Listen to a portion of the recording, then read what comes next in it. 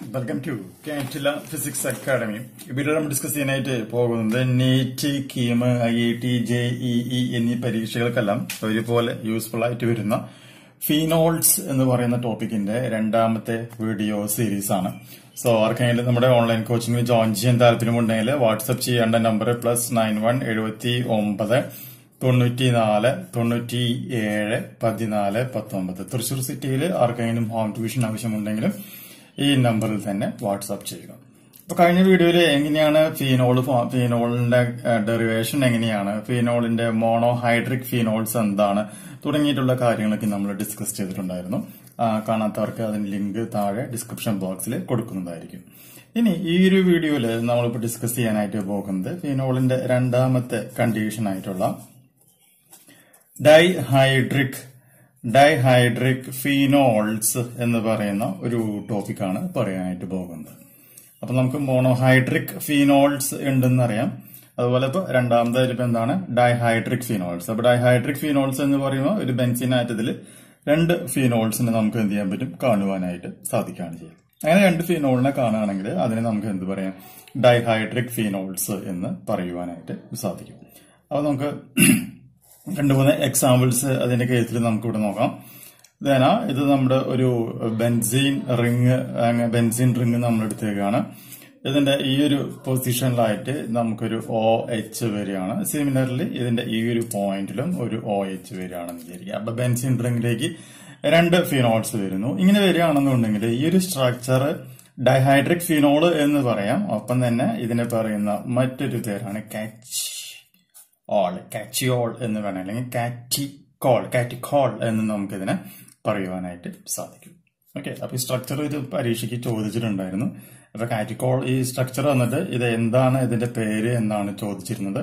അപ്പൊ അതിന്റെ സ്പെല്ലിംഗ് എല്ലാം കറക്റ്റ് ആയിട്ട് പഠിച്ചിരിക്കുക. സിമിലർലി ഇത് നമ്മുടെ വേറെ ഒരു ബെൻസീൻ റിംഗ് ആണ്. ഇതിന്റെ ഈ ഒരു പൊസിഷനിൽ നമ്മളിവിടെ OH വെച്ചിട്ടുണ്ട്. ഈ ഒരു പൊസിഷനിൽ നമ്മളിവിടെ OH നമ്മൾ സെറ്റ് ചെയ്യണം. ഈ ഒരു ടൈപ്പിനെ, അല്ലെങ്കിൽ ഈ ഒരു ടൈപ്പ് ഡൈഹൈഡ്രിക് ഫിനോൾ ആണെന്ന് മനസ്സിലായി. ഇതിനൊരു സ്പെസിഫിക് ആയിട്ട് ഒരു പേരും കൂടി ഉണ്ട്. ആ പേര് പഠിച്ചിരിക്കുക. റിസോഴ്സിനോൾ എന്ന പേരിലാണ് ഈ സംഗതി അറിയപ്പെടുന്നത്. എന്താണ് പറയാ, റിസോഴ്സിനോൾ എന്ന പേരിൽ ഇത് അറിയപ്പെടുന്നു. ഇനി നമുക്ക് മൂന്നാമത്തെ ഒരു ടൈപ്പും കൂടി നമുക്ക് ഇവിടെ ഒന്ന് വരച്ചു നോക്കാം. ഇത് നമ്മുടെ ഒരു ബെൻസീൻ റിങ് വരയ്ക്കുകയാണ്.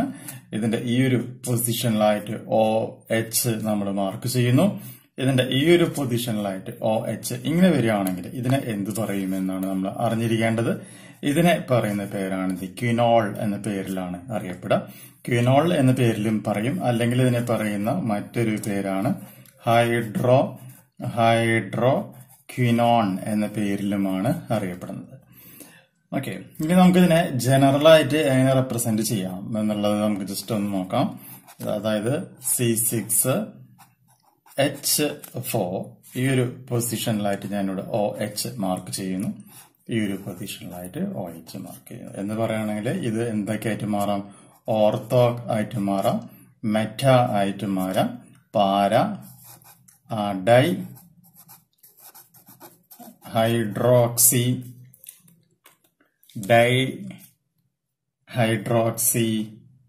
ബെൻസീൻ എന്ന് നമുക്കിതിനെ പറയുവാനായിട്ട് സാധിക്കും. അപ്പൊ ഈ ഓർത്തോ, മെറ്റ, പാര, ഡൈഹൈഡ്രോക്സി ബെൻസീൻ ഇതിന് നമ്മൾ ജനറലാണ് എന്ന് പറയുന്നത് ഡൈഹൈഡ്രിക് ഫീനോൾസ് എന്ന പേരിൽ റെപ്രസെന്റ് ചെയ്യുന്നത്. അപ്പൊ ഈ പേരുകളൊക്കെ ഓർത്തിരിക്കുക. കാറ്റിയോൾ, റിസോഴ്സിനോൾ, ക്വിനോൾ അല്ലെങ്കിൽ ഹൈഡ്രോ ക്വിനോൺ. ആ പേരേക്കും വളരെ ഇമ്പോർട്ടന്റ് ആയിട്ടുള്ള കാര്യങ്ങളാണ്. ഇതൊക്കെ ചിലപ്പോൾ ചോദിക്കാം. ഈ റിസോഴ്സിനോൾ തന്നിട്ട് അത് മോണോഹൈഡ്രിക് ആണോ, ഡൈഹൈഡ്രിക് ആണോ, ട്രൈഹൈഡ്രിക് ആണോ എന്നൊക്കെ ചോദിക്കുകയാണെങ്കിൽ നമുക്കത് പറയുവാനായിട്ട് സാധിക്കാം. ഇനി ഡൈഹൈഡ്രിക് കഴിഞ്ഞാൽ പിന്നെ നമുക്ക് അറിഞ്ഞിരിക്കേണ്ട ആളാണ് ട്രൈഹൈഡ്രിക് ഫിനോൾസ് എന്ന് പറയാം. അപ്പൊ ഓട്ടോമാറ്റിക്കായിട്ടും ട്രൈ എന്ന് പറയുകയാണെങ്കിൽ നമുക്കറിയാം അത് 3 എന്ന് പറയുന്ന ഒരു സംഖ്യനെയാണ് റെപ്രസെന്റ് ചെയ്യുന്നത്. ഓട്ടോമാറ്റിക്കായിട്ടും ഒരു ബെൻസീൻ റിങ്ങില് അപ്പൊ എത്ര OH ഗ്രൂപ്പ് ഉണ്ടായിരിക്കും, 3 OH ഗ്രൂപ്പുകൾ നമുക്ക് അവിടെ കാണുവാനായിട്ട് സാധിക്കും. അങ്ങനെ ഒരു 3 OH ഗ്രൂപ്പ് കാണുകയാണെങ്കിൽ നമുക്ക് അതിനെ എന്ത് പറയാം, ട്രൈഹൈഡ്രിക് ഫീനോൾസ് എന്ന് പറയാം. ഫോർ എക്സാമ്പിൾ ഇവിടെ നോക്കാം. ഇത് എന്ന് പറയുന്നത് എന്താണ്, ഒരു ബെൻസീൻ റിംഗ് ആണെന്ന് മനസ്സിലാക്കാം. ഇതിന്റെ ഈ ഒരു പൊസിഷനിലായിട്ട് OH മാർക്ക് ചെയ്യുന്നു. ഇതിന്റെ ഈ ഒരു പൊസിഷനിലായിട്ട് OH മാർക്ക് ചെയ്യുന്നു. ഇതിന്റെ ഈ ഒരു പൊസിഷനിലായിട്ട് OH മാർക്ക് ചെയ്യുന്നു. ഈ ഒരു സ്ട്രക്ചർ എന്ന് പറയുമ്പോൾ എന്തായിട്ട് മാറുന്നത്, ട്രൈഹൈഡ്രിക് ഫീനോൾസ് ആയിട്ട് മാറും. ഇതിനെ നമുക്ക് പറയുന്ന പേര് ഞാൻ ആദ്യം സ്പെല്ലിംഗ് എഴുതാം. പൈറോഗലോൾ. പൈറോഗലോൾ. നിങ്ങൾക്ക് എന്ത് വേണമെങ്കിൽ പ്രൊനൗൺസ് ചെയ്യാം. ഞാൻ തൽക്കാലം ഇപ്പൊ പൈറോഗലോൾ എന്ന പേരിൽ ഞാനിതിനെ റെപ്രസെന്റ് ചെയ്യാണ്. അപ്പൊ ഇതാണ് ഒരു ടൈപ്പ് ആയിട്ടുള്ള ട്രൈഹൈഡ്രിക് ഫീനോൾ ആയിട്ട് നമുക്ക് മാർക്ക് ചെയ്യാൻ പറ്റും. ഇനിയിപ്പോ എന്റെ കയ്യിൽ ഇപ്പൊ വേറെ ഒരു ഫീനോള് ഞാനിവിടെ ഇങ്ങനെ മാർക്ക് ചെയ്യാണ്. ഇതിന്റെ ഈ ഒരു പൊസിഷനിൽ എന്തുണ്ട്, OH നിൽക്കുന്നുണ്ട്. ഇതിന്റെ ഈ ഒരു പൊസിഷനിൽ OH വരുന്നുണ്ട്. ഇനി ഇതിന്റെ ഈ ഒരു പൊസിഷനിലും OH ഉണ്ടെന്ന് വിചാരിക്കുക. അങ്ങനെ നിൽക്കുകയാണെങ്കിൽ ഇതിനെ നമുക്ക് എന്ത് എന്ന് പറയാനായിട്ട് സാധിക്കും, ഹൈഡ്രോക്സി ക്വിനോൾ എന്ന പേരിൽ റെപ്രസെന്റ് ചെയ്യാം. നമ്മൾ ക്വിനോൾ പറഞ്ഞിരുന്നു. ഡൈഹൈഡ്രിക് ഫീനോൾ ആണെന്നുണ്ടെങ്കിൽ അതിനെ വെറും ക്വിനോൾ എന്ന് പറയും. ട്രൈഹൈഡ്രിക് ഫീനോൾ ആണെങ്കിൽ അതിന് നമുക്ക് എന്ത് പറയാൻ പറ്റും, ഹൈഡ്രോക്സി ക്വിനോൾ എന്ന പേരിൽ റെപ്രസെന്റ് ചെയ്യാനായിട്ട് സാധിക്കും. ഇതൊരു എക്സാമ്പിൾ ആയിട്ട് പരീക്ഷയ്ക്ക് വന്നിട്ടുണ്ടായിരുന്നു. ഇനി നമുക്ക് വേറൊരു ടൈപ്പ് സ്ട്രക്ചർ നമുക്കൊന്ന് പരിചയപ്പെടാം. നോക്കുക, ഇത് എന്ന് പറയുന്നത് എന്റെ ഒരു ഫീനോൾ തന്നെയാണ്. ഇതിന്റെ ഈ ഒരു പൊസിഷൻ എന്ന് പറയുമ്പോൾ OH വരുന്നു. ഇതിന്റെ ഈ ഒരു പൊസിഷനിൽ OH വരുന്നു. ഇതിന്റെ ഈ ഒരു പൊസിഷനിൽ OH വരികയാണ്. ഇങ്ങനെയാണ് ആ സ്ട്രക്ചർ ഫോം ചെയ്യുന്നത്. അപ്പൊ ഇതിനെ പറയുന്ന പേര് എന്താ, ഇതിപ്പോ എന്താണ്, ട്രൈഹൈഡ്രിക് ഫീനോൾ എന്ന് തന്നെയാണ് പറയുക. പക്ഷെ ഇതിന്റെ നമ്മളിവിടെ പറയുന്ന പേരില് ഫ്ലോറോ ഗ്ലൂസിനോൾ എന്നാണ് നമ്മൾ അതിനെ പറയാ. എന്താണ് പറയാ, ഫ്ലോറോ ഗ്ലൂസിനോൾ. അപ്പൊ ഫ്ലോറോ ഗ്ലൂസിനോൾ എന്ന് പറയുകയാണെങ്കിൽ അതൊരു ട്രൈഹൈഡ്രിക് ഫീനോൾസിന്റെ എക്സാമ്പിൾ ആണെന്നുള്ളത് മനസ്സിലാക്കി വെക്കാം. ഇതിന് നമുക്ക് ജനറലി ഈ പറഞ്ഞതിനേക്ക് നമുക്ക് നമുക്ക് കാണുമെങ്കിൽ ഇങ്ങനെ നമുക്ക് റെപ്രസെന്റ് ചെയ്യാം. C6H3 ഇവിടെ ഒരു OH അപ്പൊ C6H3യിലേക്ക് 3 OH ഗ്രൂപ്പ് വന്നു കഴിഞ്ഞാൽ അതെന്തായിട്ട് മാറി, ട്രൈഹൈഡ്രിക് ഫീനോൾ എന്നായിട്ട് മാറും. നമുക്കപ്പോ അതിനെ വേണമെങ്കിൽ ഒന്നാമത്തെ കണ്ടീഷനിലത് 1, 2, 3 ട്രൈഹൈഡ്രോക്സി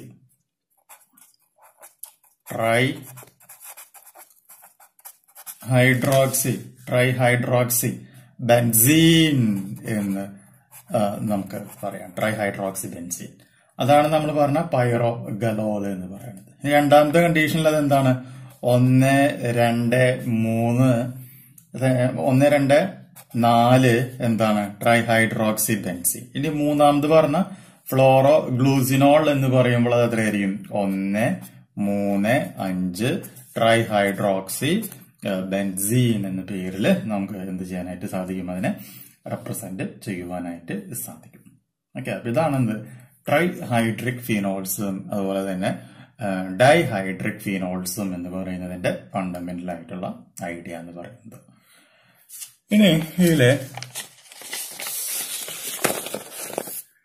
2 കോമ്പൗണ്ട് ജസ്റ്റ് ഒന്ന് മനസ്സിലാക്കിയിരിക്കുക, നോട്ടായിട്ട്. പരീക്ഷയ്ക്ക് ചിലപ്പോൾ ഇനി ആവശ്യം വരും, ഇതുമായി ബന്ധപ്പെടുത്തി ഞാൻ പറയാം. അതായത് 2, 4, 6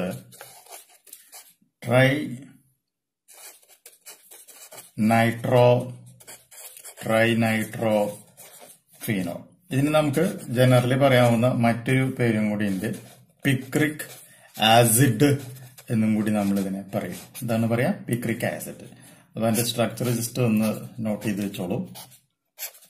ഒരു ബെൻസിൻ റിംഗ് വരുന്നു, ഇവിടെ OH വരുന്നു, ഇവിടെ നമുക്ക് NO2 വരുന്നു, ഇതിന്റെ ഈ ഒരു പൊസിഷനിൽ NO2 വരുന്നു, ഇതിന്റെ ഈ ഒരു പൊസിഷനിൽ NO2. ഇങ്ങനെ വരികയാണെങ്കിൽ അതിന് 2,4,6 ട്രൈനൈട്രോ ഫീനോൾ അല്ലെങ്കിൽ പിക്രിക് ആസിഡ് എന്ന പേരിൽ റെപ്രസെന്റ് ചെയ്യാനായിട്ട് പറ്റും. അപ്പൊ തന്നെ അറിഞ്ഞിരിക്കുക മറ്റൊരു കോമ്പൗണ്ടും കൂടി ഉണ്ട്. കോമ്പൗണ്ടാണ് 2,4,6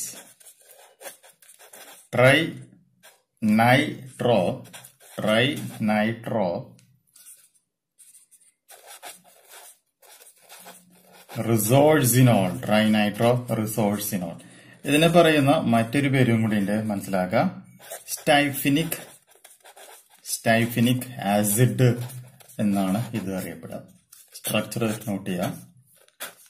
ഇതുപോലെ നമുക്കൊരു ബെൻസിൻ റിംഗ് വരുന്നു. ഇതിന്റെ ഈ ഒരു പൊസിഷനിലായിട്ട് OH, ഇവിടെ NO2 വരും, ഇവിടെ OH വരുന്നു, ഇവിടെ NO2 വരും. ഈ ഒരു പൊസിഷനിലും എന്താണ് വരിക? NO2. ഇതിനെ പറഞ്ഞ പേരാണിത് സ്റ്റെഫിനിക് ആസിഡ് എന്ന പേരിലാണ് റെപ്രസെന്റ് ചെയ്യുന്നത്. ഓക്കെ, അപ്പൊ ഇത്രയും കാര്യങ്ങൾ പഠിക്കുക. ബാക്കി കാര്യങ്ങൾ അടുത്ത വീഡിയോയിൽ ഡിസ്കസ് ചെയ്യാം.